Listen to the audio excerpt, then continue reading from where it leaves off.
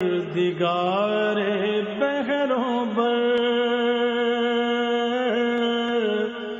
پروردگار بحروں بر۔ اعوذ باللہ من الشیطان الرجیم، بسم اللہ الرحمن الرحیم۔ ان اللہ وملائکتہ یصلون علی النبی یا ایہا الذین آمنوا صلوا علیہ وسلموا تسلیما۔ اللہم صلی علی سیدنا و نبینا و شفیعنا و مولانا محمد وعلی آل محمد وبارک وسلم۔ محترم خواتین و حضرات، السلام علیکم۔ پیام صبح کے ساتھ ایک بار پھر حاضر، میں ہوں آپ کا میزبان انیق احمد۔ روزانہ آپ کی خدمت میں حاضر ہوتے ہیں، قرآن کریم کی چند آیات پر گفتگو کرواتے ہیں اپنے معزز علماء سے، اور سیکھتے ہیں کہ قرآن کریم کی یہ آیات ہم سے کیا مخاطبت کر رہی ہیں اور ہمیں کس کس طرح جینے کا ڈھنگ سکھا رہی ہیں۔ خواتین و حضرات، ہمارے معزز علماء تشریف لاتے ہیں اور ہمیں قرآن کریم سے قریب کرتے ہیں۔ قرآن کریم جو تا قیامت ذہن انسانی کی امامت کرتا ہے اور کرتا رہے گا۔ آج کی جو آیات منتخب کی ہیں ہم نے، وہ سورہ بنی اسرائیل کی آیات 53 اور 54 ہیں، 53 اور 54۔ ان آیات میں اللہ تعالیٰ کیا فرما رہا ہے؟ آداب گفتگو سکھا رہا ہے۔ قولوا للناس حسنا پر ہم بات کروا چکے ہیں، بلکہ ادعو الی سبیل ربک بالحکمہ والموعظۃ الحسنہ وجادلہم باللتی ہی احسن پہ بھی بات ہو چکی ہے۔ یہاں اللہ تعالیٰ بات فرما رہا ہے کہ اے نبی صلی اللہ علیہ وآلہ وسلم، آپ میرے بندوں سے کہہ دیجئے کہ زبان سے بس وہ بات بیان کیا کریں کہ جو بہترین ہو۔ خواتین و حضرات، بہترین بات کیا ہوتی ہے؟ سوال رکھیں گے میرے بندے، یہ بھی ایک سوال رکھیں گے کہ اللہ تعالیٰ یہاں عبادی کہہ رہا ہے، ایک اپنائیت کا احساس کہ میرے بندے ہیں۔ یہ سرکار دو عالم صلی اللہ علیہ وآلہ وسلم کے ذریعے کہلوایا جا رہا ہے۔ ایک نقطہ یہ بھی، اس پر بھی انشاءاللہ بات کروائیں گے۔ بہترین بات کیا ہوتی ہے؟ آداب گفتگو کیا ہوتے ہیں؟ وجادلہم باللتی ہی احسن کی طرف بھی کچھ بات کروائیں گے۔ خواتین و حضرات، کوئی خبط عظمت یا تکبر تقوی یا خبط علم بھی آدمی کو نہیں ہونا چاہیے کہ میرا کام صرف سکھانا ہے، سیکھنا نہیں ہے۔ کوئی جھگڑا نہیں، کوئی فساد نہیں، کوئی دماغی کشتی نہیں، کوئی ذہنی دنگل نہیں۔ لوگوں کو قریب کیا جائے خوش گفتاری کے ذریعے، اور اگر کہیں کوئی مسئلہ پیدا ہو تو سمجھ لینا چاہیے کہ اس میں شیطان کا ہاتھ ہے، کیونکہ شیطان کو انسان سے بڑی قدیم عداوت ہے۔ وہ یہ چاہتا ہے کہ کچھ جھگڑا ہو ان کا آپس میں۔ تو آداب گفتگو کیا ہیں؟ سلیقہ کسے کہتے ہیں گفتگو کا؟ یہ بھی ہمارے معزز مہمان ہمیں تعلیم فرمائیں گے۔ پھر اللہ تعالیٰ فرما رہا ہے کہ تمہارا رب تمہارے حال سے خوب واقف ہے۔ اللہ اکبر، اللہ اکبر۔ یہ بہت اہم نکات کہ یہاں پر مخاطبت کس سے ہو رہی ہے؟ کیا مشرکین سے کہ تمہارے حال سے اللہ واقف ہے کہ تم پر وہ رحمتوں کا سامان مہیا کرے تمہارے لیے، یا تم عذاب کے مستحق ٹھہرائے جاؤ؟ لیکن ہم اس کو اور بڑھائیں گے۔ آج کیا ہو رہا ہے؟ فتوے جاری کر دیے جاتے ہیں کہ یہ جہنمی ہے، یہ جنتی ہیں، وغیرہ وغیرہ۔ تو کیا یہ انسان اس بات کا مکلف ہو سکتا ہے کہ وہ سرٹیفکیٹ دینا شروع کر دے؟ اللہ تعالیٰ کیا فرما رہا ہے؟ دین کا پیغام کیا ہے کہ تم کس طرح، کس انداز سے لوگوں سے بات کرو گے؟ اور بس اللہ تعالیٰ سے یہ دعا ہمیشہ مانگتے رہنی چاہیے کہ اللہ تعالیٰ ہمیشہ ہمیں راہ راست پر رکھے۔ آخری بات اللہ تعالیٰ فرما رہا ہے سرکار دو عالم صلی اللہ علیہ وآلہ وسلم سے کہ آپ کو ہم نے کوئی حوالہ دار نہیں بنایا ہے، آپ کا کام تبلیغ کرنا ہے۔ ہدایت دینا یا نہ دینا یہ اللہ کا کام ہے۔ اِنَّكَ لَا تَهْدِي مَنْ أَحْبَبْتَ وَلَكِنَّ اللَّهَ يَهْدِي مَنْ يَشَاءُ۔ اللہ تعالیٰ قرآن کریم میں ارشاد فرماتا ہے۔ یہ قرآن کریم کی آیات سورہ بنی اسرائیل 53 اور 54 ہم سے کیا تقاضتی ہیں؟ یہ سوال بھی ہم رکھیں گے محترم مولانا شجاع الدین شیخ صاحب کی خدمت میں۔ شیخ صاحب سے کون واقف نہیں؟ ہمارے ملک کا بہت مقبول اور محبوب نام پیام صبح کا لازمی جز تشریف لاتے ہیں۔ ہمیشہ ہم شیخ صاحب سے سیکھتے ہیں۔ ایک اور حوالہ، بڑا معتبر حوالہ، شاگرد خاص محترم ڈاکٹر اسرار احمد صاحب علیہ الرحمہ۔ شیخ صاحب کو خوش آمدید کہتے ہوئے پروگرام کا آغاز کرنا چاہوں گا اللہ تعالیٰ کے بابرکت نام سے۔ سورہ بنی اسرائیل آیات 53 اور 54۔ اعوذ باللہ من الشیطان الرجیم، بسم اللہ الرحمن الرحیم۔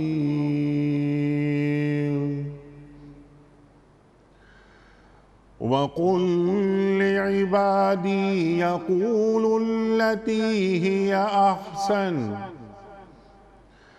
إِنَّ الشَّيْطَانَ يَنزَغُ بَيْنَهُمْ إِنَّ الشَّيْطَانَ كَانَ لِلْإِنسَانِ عَدُوًّا مُبِينًا۔ ربكم أعلم بكم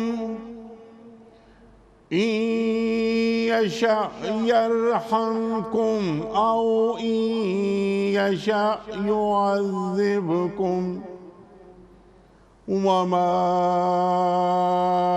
أرسلناك عليهم وكيلا۔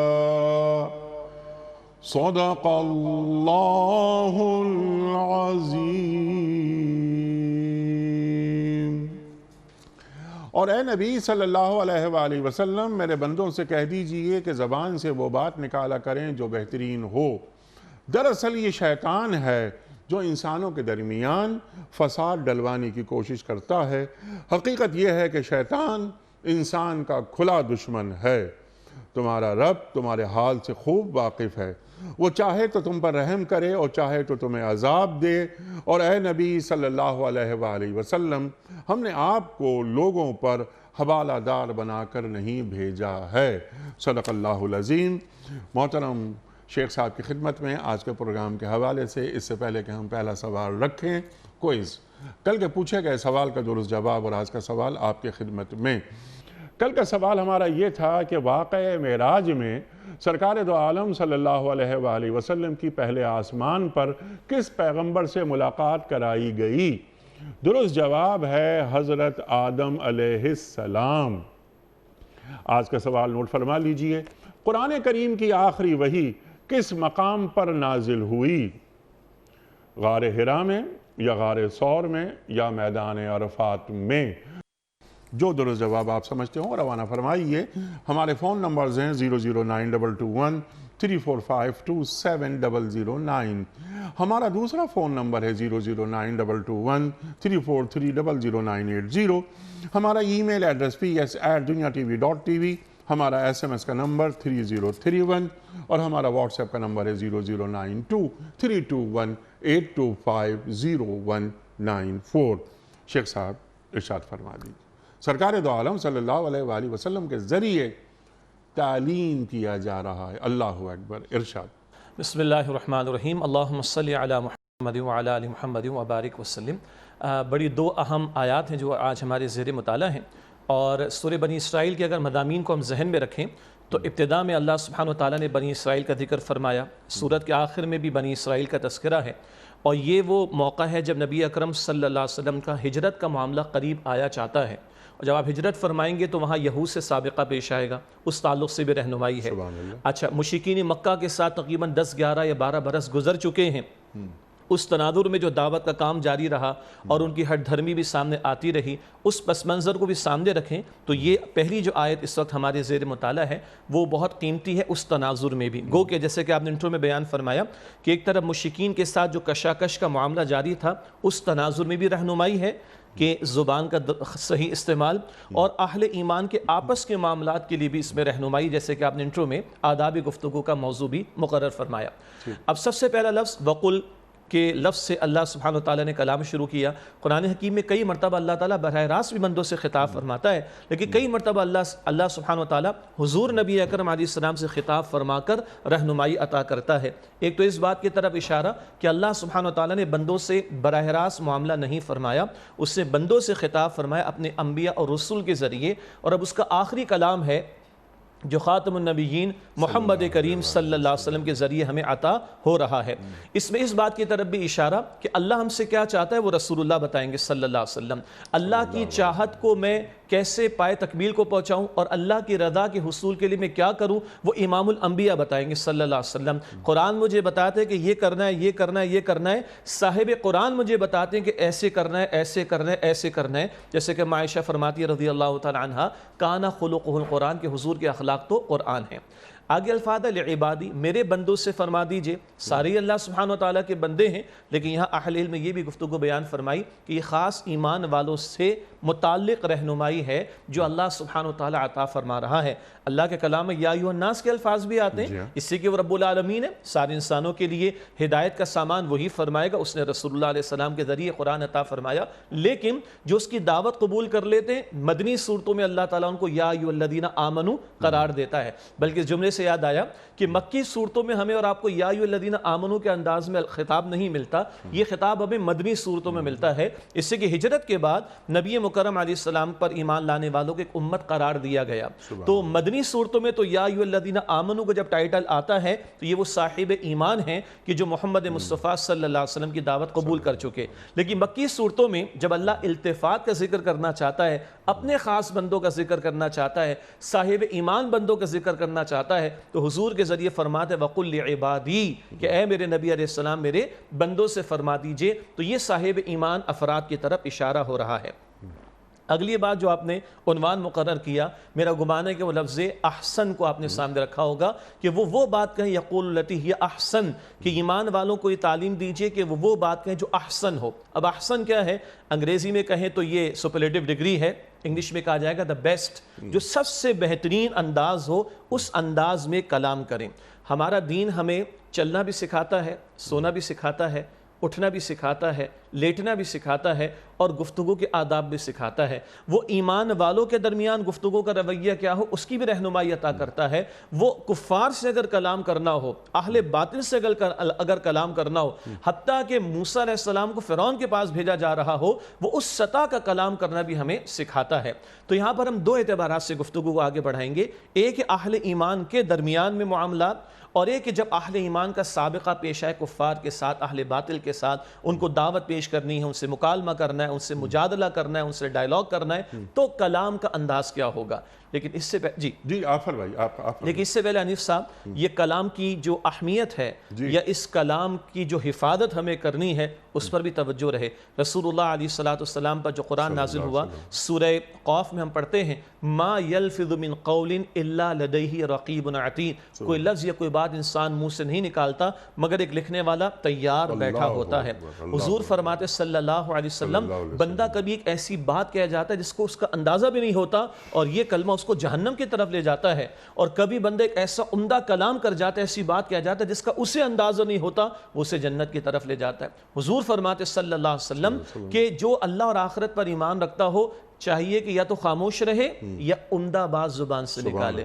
حضور فرماتے صلی اللہ علیہ وسلم کہ سب سے زیادہ جو شے لوگوں کو جہنم میں لے جانے والی ہے، سب سے زیادہ جو بات لوگوں کو جہنم میں لے جانے والی، ان کی زبان کی کھیتیاں ہیں، ان کی زبان کی باتیں ہیں، جو سب سے زیادہ بری بات انسان کو جہنم کی طرف لے جانے والی. آپ صلی اللہ علیہ وآلہ وسلم کا ارشاد آپ کی بات پہ یاد آیا، اور آپ نے زبان مبارک اپنے ہاتھ میں لے کر ارشاد فرمایا کہ تم زبان کی حفاظت کا وعدہ کرو، جنت کی ضمانت میں تمہیں دیتا ہوں. اللہ اکبر، اللہ اکبر. یہ بخاری و مسلم شریف کی روایت ہے جو بچپن سے ہم سب کو یاد ہے کہ تم مجھے زبان و شرمگاہ کی حفاظت کی ضمانت دو اور میں تمہیں جنت کی ضمانت دیتا ہوں.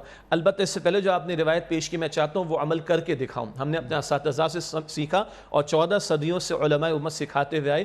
حضور نے اپنے انگوٹھے سے اور شہادت کی انگلی سے زبان پکڑی اور آپ نے فرمایا کف علیک ھذا، یہ ناظرین بھی اگر نوٹ کر لیں، ہم نے جب اپنے استادوں سے سیکھا تو ہم مرتے دم تک نہیں بھولیں گے، یہ حضور کا کمیونیکیشن اسکلز کا بھی ایک پہلو ہے کہ اللہ کے پیغمبر کبھی اشاروں کے ذریعے سے، کبھی مثالوں کے ذریعے سے، کبھی ہاتھ کی موومنٹ کے ذریعے، یا آپ نے فرمایا کف علیک ھذا، اچھا یہ ترمذی کی روایت ہے، اس کے پیچھے پوری حدیث کا پس منظر ہے۔ صحابی پوچھتے ہیں یا رسول اللہ علیہ السلام ایسا عمل بتا دیں جو مجھے جنت کے قریب کر دے، جہنم سے دور کر دے۔ بڑے پیارے سوالات صحابہ کے، تو حضور فرماتے تم نے بہت بڑا سوال کیا، لیکن اللہ جس کے لیے چاہے آسان فرما دے۔ پھر حضور نے ارکان اسلام کا ذکر کیا جو فرائض میں شامل ہیں، پھر حضور نے نفل روزے کی بات کی، صدقے کی بات کی، اور نفل نماز کی بات کی۔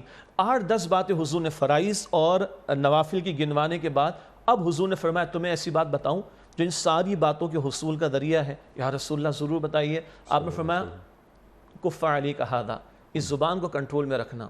عرض کی یا رسول اللہ اس پر بھی پوچھا جائے گا؟ فرمایا تیری ماں تجھے روئے، یہ بڑا پیارا انداز ہے کہ اتنی بات سمجھ نہیں آئی۔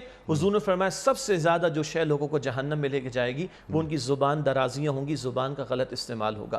یہ تو ہے کلام جو گفتگو ہم کر رہے ہیں، ہماری زبان سے جو لفظ نکل رہا ہے وہ سب ریکارڈ پر ہے، اور آج ریکارڈنگ کو سمجھنا کسی کے لیے مشکل بات نہیں ہے۔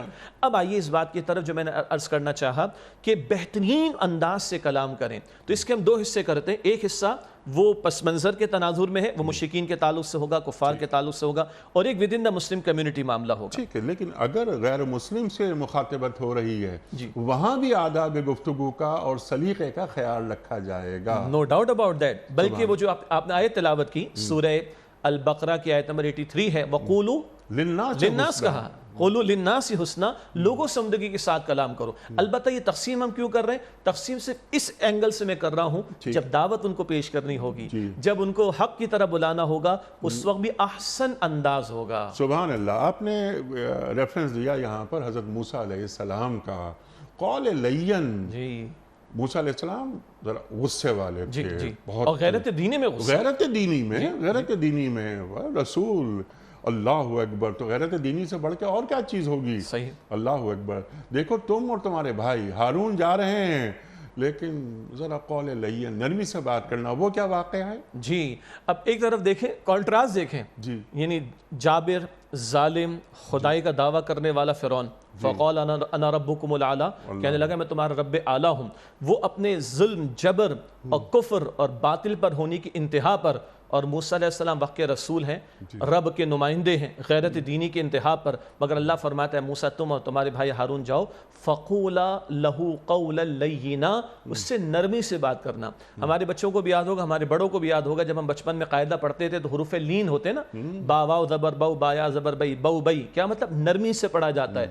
تو اس کے سامنے بھی کلام کرنا تو نرمی سے کلام کرنا، یہ انتہا اس بات کی۔ مفتی شفیع صاحب رحمۃ اللہ علیہ نے اور بعض دیگر بزرگوں نے بڑی پیاری بات دی، بڑی قیمتی بات ہے۔ اللہ تعالیٰ نے جب ضرورت ہو تو قتال کی بھی اجازت دی، بلکہ قتال کا حکم تک دیا ہے، کیونکہ قتال کبھی کرنا پڑا اگر ضرورت کے تحت تو باطل کا زور ٹوٹے گا، کفر کی شوکت ختم ہوگی، اسلام کا دفاع ہوگا۔ لیکن اللہ تعالیٰ نے بد کلامی کی اجازت نہیں دی ہے، کیونکہ برے الفاظ سے نہ قلعے فتح ہو سکتے ہیں، نہ دلوں کو فتح کیا جا سکتا ہے۔ قتال کی تو کبھی ضرورت ہو تو اجازت دے دی گئی، لیکن بد کلامی، اشتعال انگیز انداز جو آپ نے انٹرو میں کہا، ہم آخر میں بات کریں گے، ہمارے معاشرے میں آج ہماری زبان کس طرح استعمال ہو رہی ہے، اور دین کے نام پہ کچھ لوگ استعمال کر رہے ہیں، استغفر اللہ، ہم بعد میں کلام کریں گے۔ لیکن مفتی شفیع صاحب رحمۃ اللہ نے، بعض بزرگوں نے بڑی پیاری بات کہی، اگر ضرورت ہو تو قتال تک کی اجازت ہے، جنگ کی بھی اجازت دے دی گئی، لیکن بد کلامی کی اجازت نہیں دی گئی۔ بلکہ اللہ اکبر، سورہ انعام میں جو ذکر آتا ہے آیت نمبر 108 میں، مشرکین کے بتوں کے بارے میں کیا کہہ رہے ہیں؟ وَلَا تَسُبُّوا الَّذِينَ يَدْعُونَ مِن دُونِ اللَّهِ، جن کو یہ اللہ کے سوا پکارتے، سب و شتم، برا بھلا گالیاں دینے کو کہتے ہیں، ان کو برا بھلا مت کہنا، ورنہ یہ پلٹ کر نادانی میں تمہارے معبود برحق اللہ سبحانہ وتعالیٰ کو برا بھلا کہیں گے۔ یعنی بتوں کا غلط ہونا ثابت کرو، دلائل سے بات کر لو، اور حق کی بات کو اچھے انداز سے پیش کر دو، لیکن اشتعال انگیز انداز، بد کلامی کا انداز، برا بھلا کہنے کا انداز، یہ انداز اللہ نے مشرکین کے بتوں تک کے بارے میں اختیار کرنے کی اجازت نہیں دی ہے۔ یہ وہ ہمارے دین کا انسٹانس ہے کلام کے اعتبار سے، چاہے تم فرعون کے سامنے کھڑے ہو کر بات کر رہے ہو یا مشرکوں کے بتوں کا رد کر رہے ہو، بد کلامی کی اجازت نہیں، احسن بہترین انداز میں کلام کیا جائے۔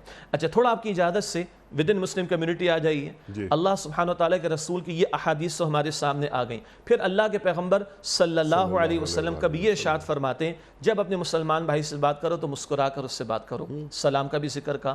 فرمایا اچھی بات کہنا بھی صدقہ ہے.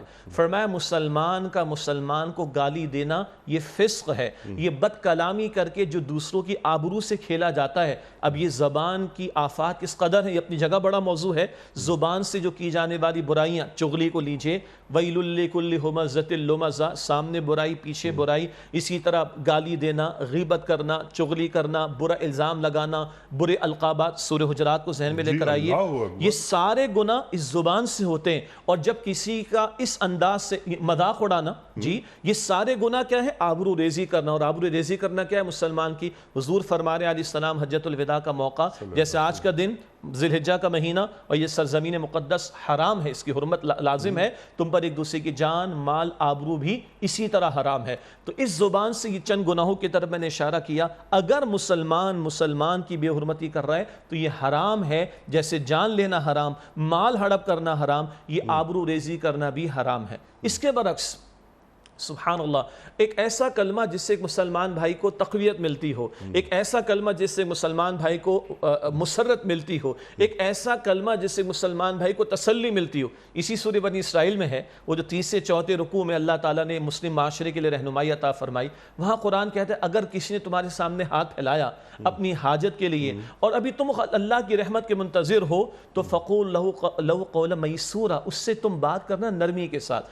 اگر ابھی کسی کی مدد نہیں کر سکتے تو اس کو دعا تو دے سکتے ہو, تو ایک وعدہ تو کر سکتے ہو, ذرا میرے حالات بہتر ہو جائیں میں تمہاری مدد کروں گا. تو اگر ایک کلمہ مسرت کسی کو دے دے, ایک کلمہ کسی کو تسلی دے دے, ایک دعائیہ کلمہ کسی کو تقویت دے دے, ایک اچھا مسلمان تم سے مشورہ مانگے تو مشورہ دیا کرو. سبحان اللہ, اس کے بارے میں کوئی رائے پیش کرو تو وہ تمہاری رائے اچھے انداز سے ہونی چاہیے, خوش گمانی پر مبنی ہونی چاہیے. یعنی ایک طرف یہی زبان اپنے مسلمان بھائیوں کے درمیان دراڑے پیدا کرنے اور اتحاد کو پارا پارا کرنے کے لیے استعمال ہو سکتی ہے, اور دوسری طرف یہی زبان ہے جو ایک دوسرے کو جوڑنے کے لیے, ایک دوسرے کی تقویت کے لیے, ایک دوسرے کی مسدد کا بھی باعث بن سکتی ہے. سبحان اللہ, ایک دوسرے کو جوڑنے کے لیے آپ نے بات فرمائی, خوبصورت بات.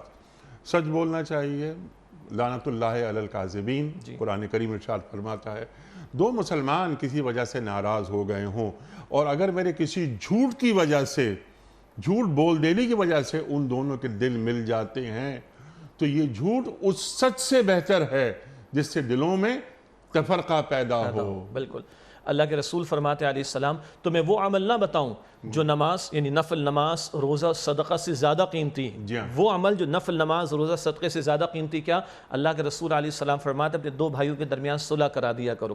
اور جو آپ نے بات ارشاد فرمائی, حضور فرماتے چند مواقع ہیں جہاں خلاف واقعہ بات کہنے کی بھی اجازت ہے, بلکہ ٹیکنیکلی اب وہ جھوٹ بھی نہیں ہے. تم اس لیے ایک ایسی بظاہر خلاف واقعہ بات کہتے ہو کہ دو افراد کو جوڑ دو تو یہ جھوٹ کی کیٹیگری نہیں بلکہ یہ تو ثواب کا عمل ہے. اور قرآن کہتا ہے انما المؤمنون اخوۃ فاصلحوا بین اخویکم, تم سارے ایمان والے آپس میں بھائی بھائی ہیں, پس اپنے دو بھائیوں کے درمیان صلح کرا دیا کرو. تو ہے تو وہی زبان, کبھی آگ بھڑکانے کے لیے بھی استعمال ہو جائے تو اللہ سبحانہ وتعالیٰ کا عذاب نازل ہو سکتا ہے, اور کبھی دلوں کو جوڑنے کے لیے استعمال ہو جائے تو حضور فرماتے نماز, نفل نماز, روزہ صدقہ سے زیادہ قیمتی. سبحان اللہ, سبحان اللہ. تو کیا حاصل ہوا کہ شیریں سخنی, خوش گفتاری, خوش بیانی جو دلوں کو فتح کر لے وہی فاتح ہے زمانہ.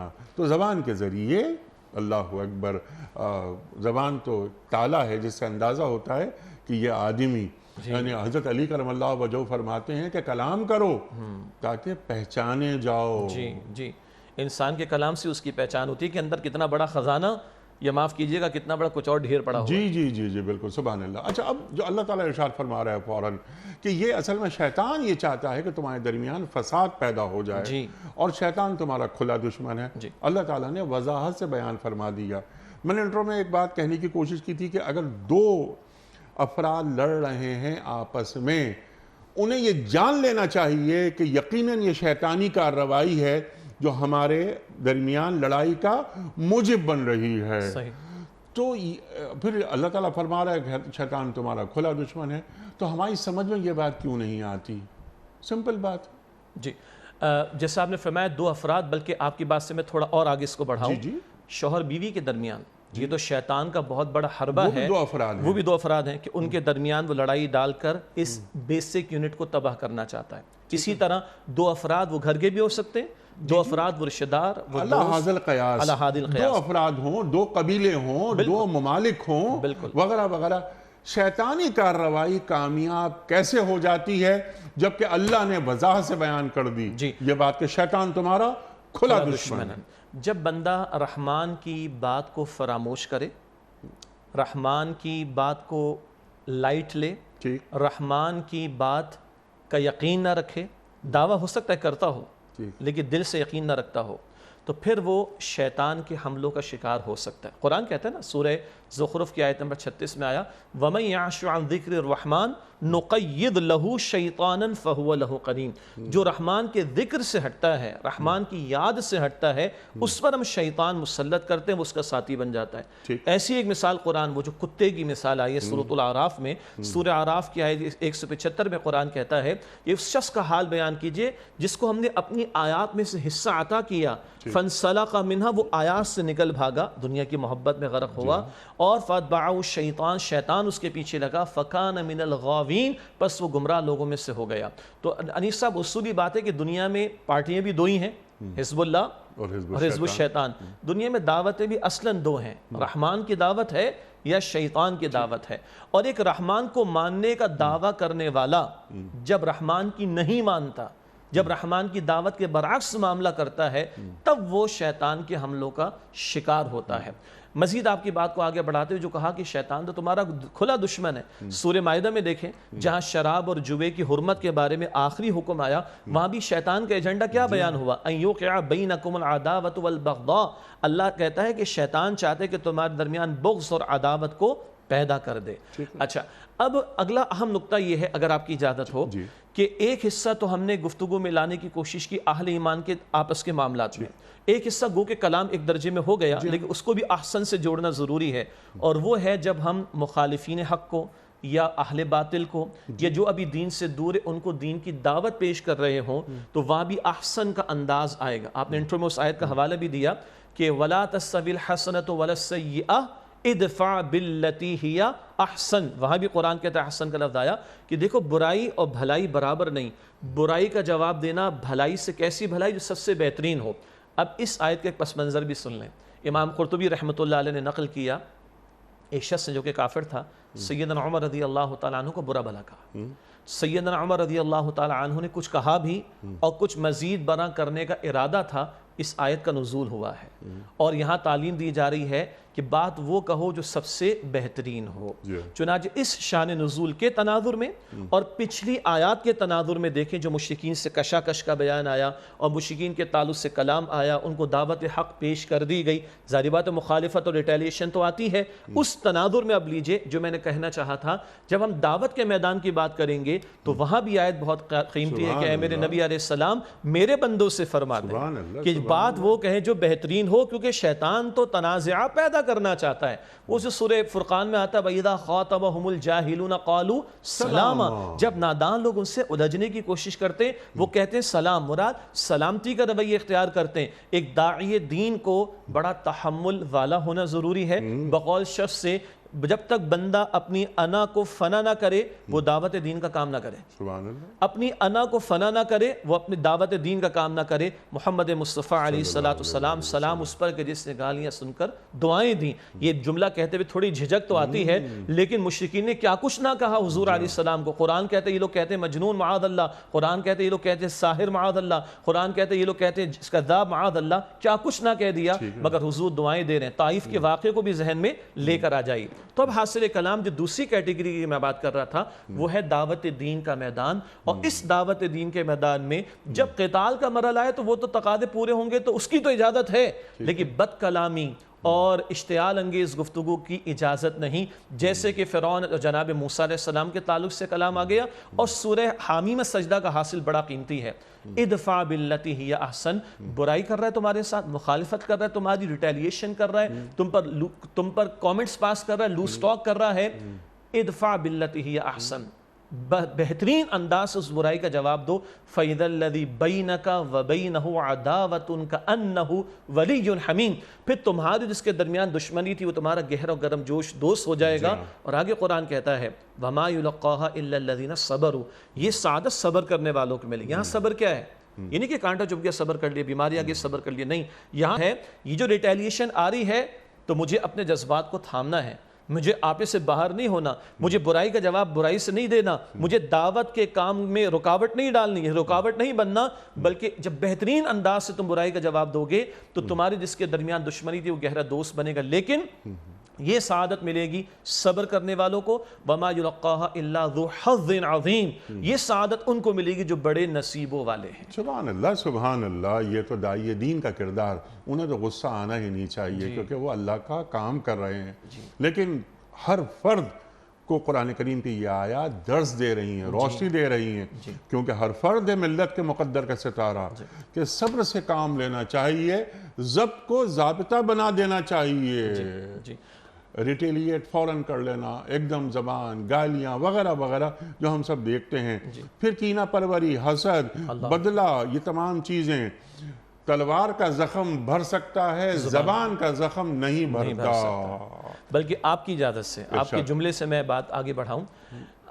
جب میں دین کا کام اللہ کا نمائندہ بن کے کر رہا ہوں اور محمد مصطفیٰ علیہ السلام کا نمائندہ بن کر, اتنے بڑے کام میں مجھے کیا کہا جا رہا ہے؟ جھیلو, برداشت کرو. اتنے بڑے مشن کے دوران میں کہا جا رہا ہے جھیلو, برداشت کرو. تو انیس صاحب میرے آپ کے ذاتی انفرادی معاملات کی تو حیثیت نہیں نا, سب پیچھے چلے. تو اتنے بڑے کام, اور کام میرا بھی نہیں ہے, رب کا کام ہے. وہاں کہا کہ جھیلو, برداشت کرو. تو جس کو اس کی سعادت مل جائے گی, خدا کی قسم یہ ذاتی چھوٹے چھوٹے معاملات تو کہے گا تو کچھ بھی نہیں ہے میرے لیے. بڑا خوبصورت کسی کا آرٹیکل تھا کہ اگر وہ غم جو محمد مصطفیٰ کا غم تھا صلی اللہ علیہ وسلم, وہ غم میرا اور آپ کا غم بن جائے, وہ غم میرا اور آپ کا غم بن جائے جو حضور کو راتوں کو کھڑا کرتا تھا اللہ کے حضور, جو حضور کو دن میں کھڑا کرتا تھا بندوں کے درمیان میں, وہ غم میرا اور آپ کا غم بن جائے, تو یہ چھوٹے چھوٹے غم جنہیں آج ہم نے پہاڑوں جیسا غم سمجھ لیا, یہ ہمارے لیے چیونٹیوں سے زیادہ کوئی حیثیت نہیں رکھے. سبحان اللہ سبحان اللہ.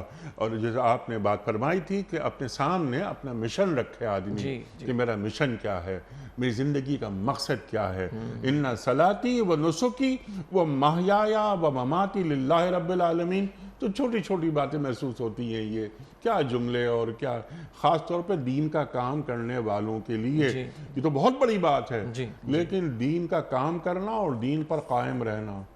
آج ایک شخص جو جھوٹ نہیں بولتا, ہمارے معاشروں کی بات ہو رہی ہے یہ, اللہ اکبر, آخر جھوٹ تو ہمارے معاشروں میں زیادہ بولا جاتا ہے, یہ بھی ایک افسوسناک بات ہے. جن کے پیغمبر صادق اور امین تھے, اور جو اپنے پیغمبر سے عشق و محبت کے دعوے کرتے ہوں. اور اب میں کیا عرض کروں؟ جی بالکل.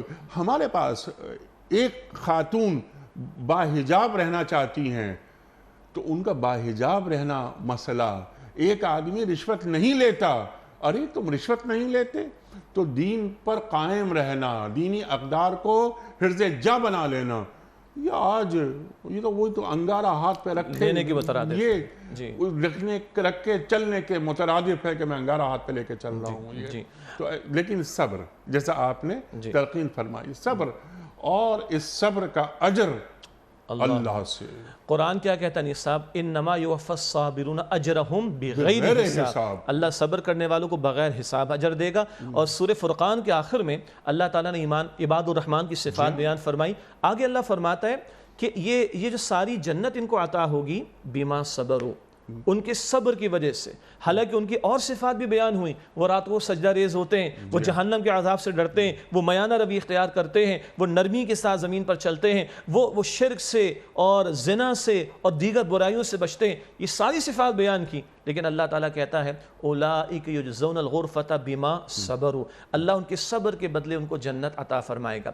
ابھی جو آپ نے بیان فرمایا کہ ہاں آج ایک میری بہن, ایک بیٹی, وہ سیدہ فاطمہ الزہرا رضی اللہ تعالیٰ عنہا کی چادر اختیار کرنا چاہے تو مشقت ہے اس کے لیے. آج ایک نوجوان عثمان غنی رضی اللہ تعالیٰ عنہ کی حیا کی کچھ درجے میں پیروی کرنا چاہے, مشقت ہے اس کے لیے. آج جو حرام سے اپنے آپ کو بچا کر سادہ زندگی پر قناعت کرنا چاہے تو لوگ اس کو زندہ نہیں رہنے دیتے. مگر بی بی فاطمہ الزہرا فرماتی ہیں حضور کی مشقتوں کا عالم تو یہ ہے پہلے بی بی فاطمہ کا قول میں عرض کروں، فرماتی جب مشکلات تمہیں پریشان کریں تو میرے ابا جان کو یاد کیا کرو صلی اللہ علیہ وسلم. اور امام الانبیاء خاتم النبیین صلی اللہ علیہ وسلم فرماتے ہیں جتنا مجھے اللہ کی راہ میں ستایا گیا اتنا کسی کو نہیں ستایا گیا. میں قسم کھا کے عرض کروں جتنا لقد کان لکم فی رسول اللہ اسوۃ حسنہ یہ آیت کریمہ اور حضور کی 23 برس کی زندگی میرے سامنے رہے گی، جتنا میرے سامنے رہے گی اتنا مجھے موٹیویشن ملے گی. اور کیونکہ اسوہ قیامت تک کے لیے ہے تو ہر دور کا امتی یہیں سے رہنمائی لے گا، یہیں سے موٹیویشن لے گا انشاءاللہ. سبحان اللہ سبحان اللہ سبحان اللہ سبحان اللہ.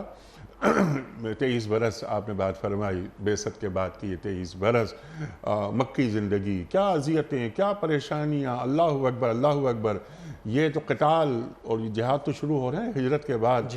شیب ابی طالب ہمیں یاد ہے. آج ہم لاک ڈاؤن کی باتیں کرتے ہیں انیس صاحب، کیا لاک ڈاؤن ہے ہمارا، مجھے معاف فرمائیے گا. گھروں کے اندر پکوان بھی بڑھ گئے، گھروں کے اندر آن لائن آرڈرز کی پلیسمنٹ بھی بڑھ گئی، اور جناب لوگوں نے نئے نئے طریقے نکال لیے. مجھے معاف کیجئے گا. اور ذرا 3 برس شیب ابی طالب کے خاتم النبیین امام الانبیاء کے دیکھ لے کوئی صلی اللہ علیہ وسلم تو مجھے معاف کیجئے گا ہم کیا لاک ڈاؤن ہے ہمارے ساتھ.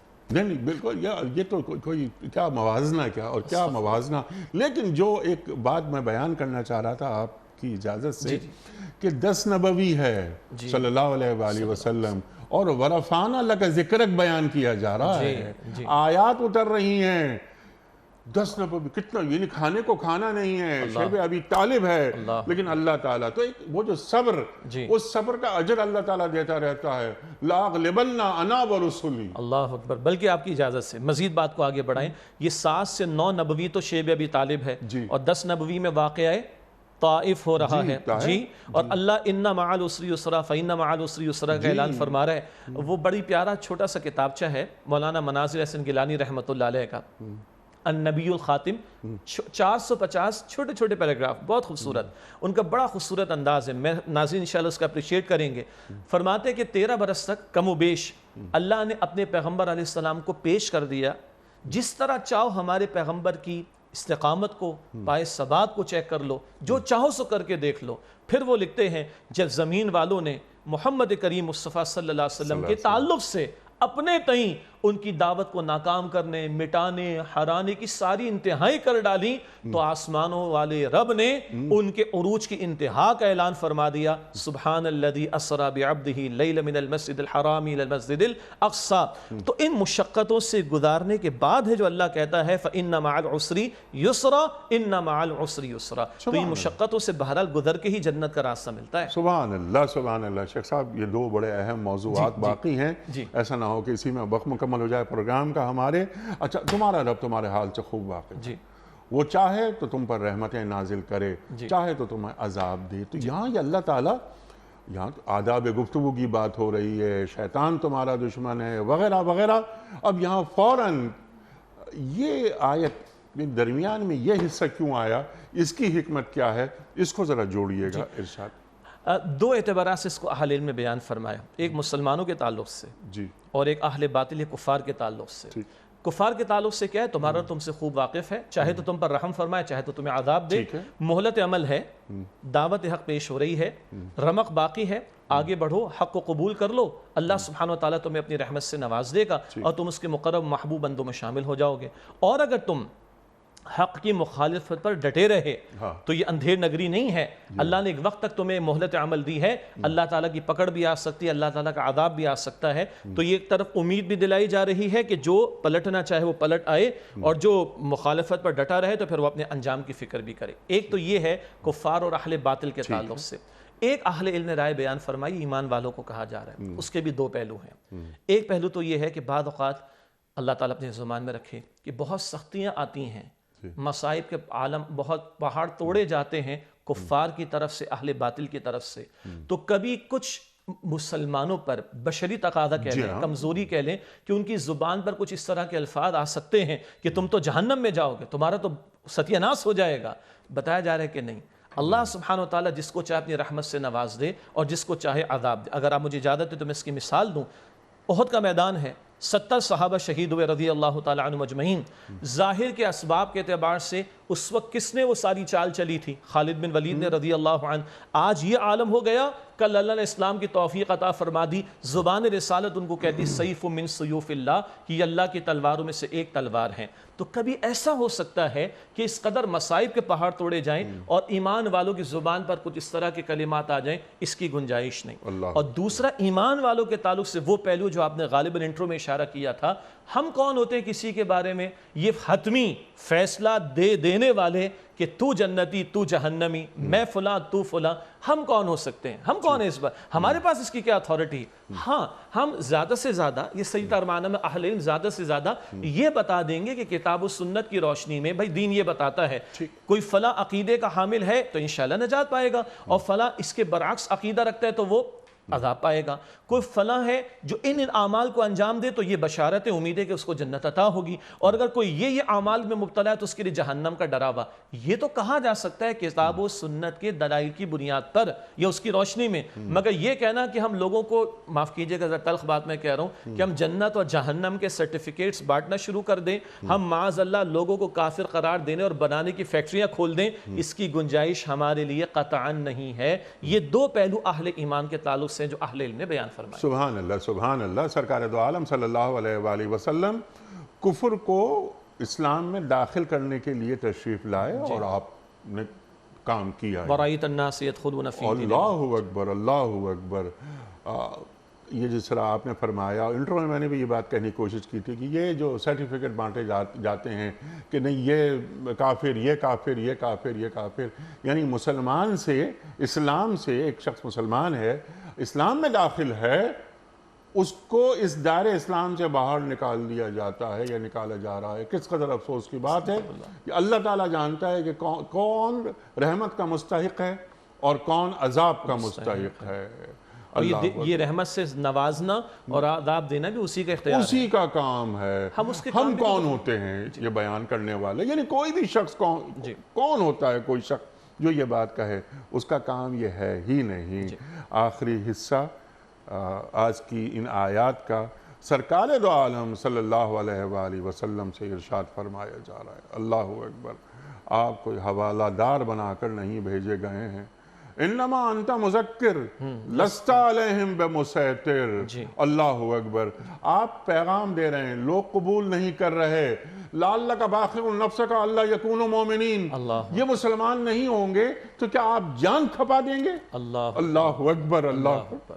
انیس صاحب، اس جملے میں کئی پہلو ہیں۔ ایک پہلو تو وہ جو بڑے درد دل صاحب نے آخری آیت ابھی ہمارے سامنے پیش کی، اور اس طرح کا انداز سورہ کہف کے شروع میں بھی ہے کہ اے نبی کیا آپ ان کے پیچھے غم کے بارے اپنے آپ کو ہلاک کر ڈالیں گے کہ ایمان قبول نہیں کر رہے؟ تو ایک تو اللہ تسلی عطا کرتا ہے حضور کو علیہ السلام، دلجوئی ہو رہی ہے، تسلی عطا کی جا رہی ہے۔ آپ کا کام سمجھانا ہے، فذکر انما انت مذکر، جو آپ نے سورہ غاشیہ کی آیت تلاوت کی کہ آپ نصیحت کیجئے، نصیحت کرنا آپ کا کام ہے۔ لست علیہم مسیطر، جبر کر کے قبول کروانا آپ کا کام نہیں۔ قرآن کہتا ہے سورہ البقرہ کی آیت نمبر 119 میں وَلَا تُسْأَلُ عَنْ أَصْحَابِ الْجَحِيمِ، آپ سے اہل جہنم کے بارے میں سوال نہیں کیا جائے گا۔ اور ایک بڑا پیارا انداز ہے جو سورہ البقرہ کے بالکل شروع میں آتا ہے، إِنَّ الَّذِينَ كَفَرُوا سَوَاءٌ عَلَيْهِمْ أَأَنذَرْتَهُمْ أَمْ لَمْ تُنذِرْهُمْ لَا يُؤْمِنُونَ۔ اے نبی، جن لوگوں نے کفر کیا، آپ جو کفر پر اڑ گئے، ان کے حق میں تو برابر ہے آپ ان کو خبردار کریں یا نہ کریں، یہ ایمان نہیں لائیں گے۔ بڑا قیمتی نکتہ ہے، ان کے حق میں برابر ہے۔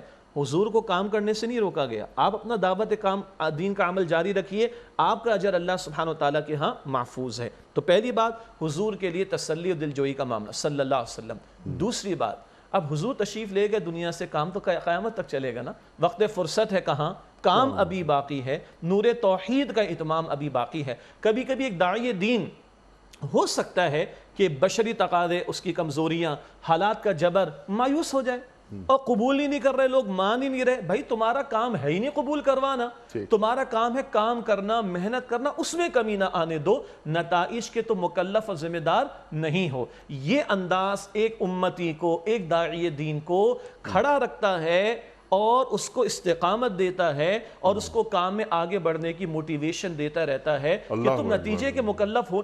پیغمبر مکلف نہیں ہے، پیغمبر مکلف نہیں ہے تو تم کیا ہو بھائی؟ تو تم تو ان کی ادنا امتی ہو، تو بس تم کام کو آگے بڑھاؤ، کام بڑھانا تمہارا کام ہے، نتیجہ ڈالنا اللہ کہتا ہے وہ میرے اختیار میں، تم اس کے مکلف نہیں، تم محنت کرنے کے مکلف ہو۔ سبحان اور اللہ، آپ نے انٹرو میں آیت تلاوت کی تھی، انک لا تہدی من احببت ولکن اللہ یہدی من یشاء، نبی جس کی آپ خواہش کرے کہ اس کو ہدایت مل جائے، ایسا نہیں، اللہ جس کو چاہے گا ہدایت دے گا۔ حضور کی تو تمنا تھی سارے لوگ مسلمان ہو جائیں، ہونی بھی یہ چاہیے، داعی دین کی بھی کوشش یہ ہونی چاہیے، لیکن اختیار اس کا ہے، جس کو چاہے گا ہدایت دے گا، جس کو چاہے گا وہ گمراہ کر دے گا۔ سبحان اللہ، سبحان اللہ۔ اور جبریہ ہدایت نہیں دی جاتی، کیا یہ اللہ کے اختیار میں نہیں؟ یا اللہ کے پاس یہ قوت نہیں؟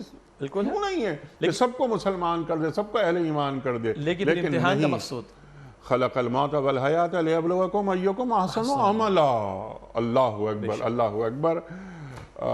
شیخ صاحب، جزاک اللہ خیر۔ کیا سیکھا آج ہم نے؟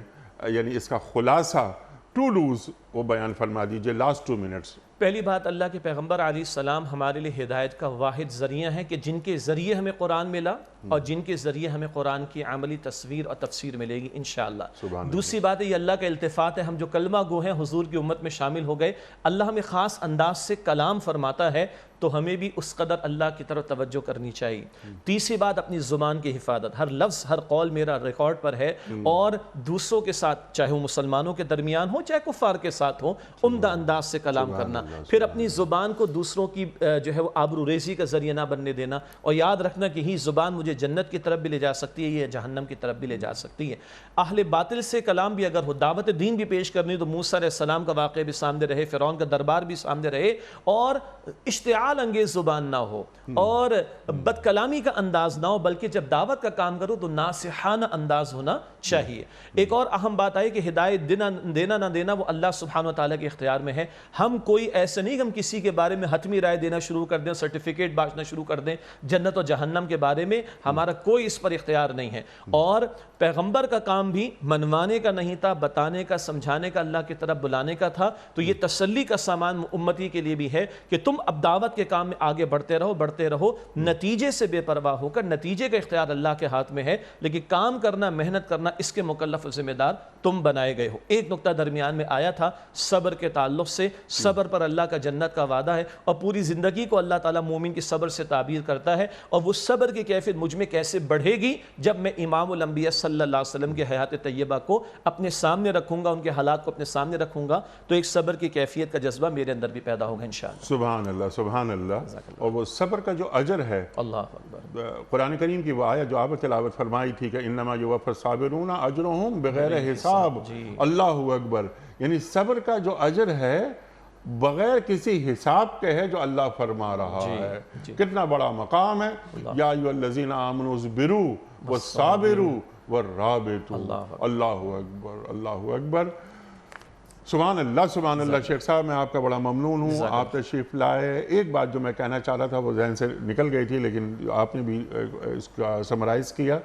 آخری بات یہ کہ دنیا میں جتنے بھی لوگ دین کا کام کر رہے ہیں ان کے ساتھ تعاون کرنا چاہیے، ان پر اعتراض نہیں کرنا چاہیے۔ جو کچھ اختلافات پیدا ہو جاتے ہیں، اشتعال انگیزی تک بات پہنچ جاتی ہے، اور جو اہل دین ہیں ان کی جانب سے بھی یہ رویہ آ جاتا ہے۔ بعض اوقات ہم دیکھتے ہیں بڑا مقصد، مشن اور گول سامنے رہے گا تو اندرونی چھوٹی موٹی باتوں کو برداشت کرنا آسان ہو جائے گا۔ سبحان اللہ۔ اور جو دوسرا شخص جو کام کر رہا ہے نا، وہ بھی وہی کام کر رہا ہے جو میں کر رہا ہوں۔ تو اللہ تعالی ہم سب کی جو مساعی جمیلہ ہیں ان کو اپنی بارگاہ میں قبول فرمائے۔ آمین فرمائے۔ کسی کی نیت پر شک نہیں کرنا چاہیے معمولی مسلکی اختلافات کی وجہ سے۔ شیخ صاحب، میں آپ کا بڑا شکر گزار ہوں۔ خواتین و حضرات، وقت مکمل ہوا ہمارے آج کے پروگرام کا۔ شیخ صاحب سے ہم نے آج بھی بہت سیکھا۔ اللہ تعالی ہمارے علماء کو سلامت رکھے۔ کوئز، کل کا سوال یہ تھا کہ واقعہ معراج میں سرکار دو عالم صلی اللہ علیہ وآلہ وسلم کی پہلے آسمان پر کس پیغمبر سے ملاقات کرائی گئی؟ درست جواب حضرت آدم علیہ السلام۔ آج کا سوال نوٹ فرما لیجئے۔ قرآن کریم کی آخری وحی کس مقام پر نازل ہوئی؟ غار حرا میں، یا غار ثور میں، یا میدان عرفات میں؟ جو درست جواب آپ سمجھتے ہوں روانہ فرمائیے۔ ہمارے فون نمبرز ہیں 0092213452709۔ ہمارا دوسرا فون نمبر ہے 009221343000980. ہمارا ای میل ایڈریس ps@dunyatv.tv. ہمارا SMS کا نمبر 3031 اور ہمارا واٹس ایپ کا نمبر ہے 00923258250194. وقت قرآن اندازی کا. حضرت شجاع الدین شیخ صاحب نے پرچی نکال لی اور آج کے ونر ہیں واجد سومرو صاحب ہیں کراچی سے. واجد سومرو. جی واجد سومرو. واجد سومرو صاحب کراچی سے. آپ کی خدمت میں دنیا ٹی وی کی جانب سے دینی کتب پر مشتمل یہ گفٹ ہیمپر آپ کے گھر بذریعہ کوریئر روانہ کیا جا رہا ہے. آپ کو بہت بہت مبارک ہو. پیام صبح کا اختتام ہوتا ہے روزانہ ایک قول پر اور وہ قول ہوتا ہے صاحب نہج البلاغہ امیر المومنین حضرت علی مرتضیٰ کرم اللہ وجہہ کا. آپ فرماتے ہیں کہ دنیا کا سب سے مشکل کام اپنی اصلاح کرنا اور سب سے آسان کام دوسروں پر تنقید کرنا ہے. دنیا کا سب سے مشکل کام اپنی اصلاح کرنا اور سب سے آسان کام دوسروں پر تنقید کرنا ہے. اللہ اکبر اللہ اکبر. اپنے میزبان انیق احمد کو کل تک کے لیے اجازت دیجیے. خدا حافظ. پروردگار